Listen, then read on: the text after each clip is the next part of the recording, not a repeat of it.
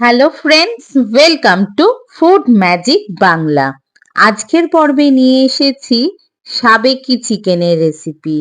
খুবই কম জিনিসে আর কম সময়ে এত টেস্টি যে চিকেন আগেকার দিনে বানানো হতো, সেই রেসিপিটা আজকের আমি শেয়ার করছি।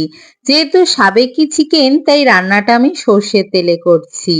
বেশ কিছুটা সর্ষের তেল গরম করে 6 টেবিল স্পুন রসুন বাটাকে মিডিয়াম ফ্লেমে ভালো করে ভেজে নেব।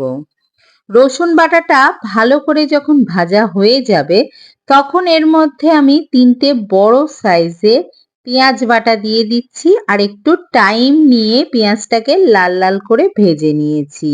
পেঁয়াজটা ভাজা হয়ে যাওয়ার পরে এর মধ্যে আমি দিয়ে দিয়েছি 1 কেজি পরিমাণ হাড় সমেত চিকেন। চিকেনটাকেও একটু টাইম নিয়ে 10 থেকে 12 মিনিট সময় লেগেছে বেশ একটু ভেজে নিতে। তারপরে এর মধ্যে 50 গ্রাম আদা বাটা, 4-5টা কাঁচা লঙ্কা বাটা আর একটা বড় সাইজের টমেটো বাটা দিলাম। দিয়ে দিচ্ছি 1 টেবিল স্পুন হলুদ গুঁড়ো, স্বাদ অনুযায়ী লঙ্কার গুঁড়ো, হাফ টিস্পুন গোলমরিচের গুঁড়ো দিলাম, হাফ টিস্পুন গরম মশলার গুঁড়ো দিয়েছি আর স্বাদ অনুযায়ী নুন আর চিনি দিয়েছি। এর থেকে আর কিন্তু বেশি মশলা দেয়া যাবে না। মশলা দেওয়ার পর মিডিয়াম ফ্লেমে মাংসটাকে ভালো করে কষিয়ে নিয়েছি। এখন মাংসটা প্রায় 80% সেদ্ধ হয়ে গেছে। 1 কাপ পরিমাণ জল দিয়ে লো ফ্লেমে ঢেকে রেখে দিচ্ছি 10 মিনিটের জন্য।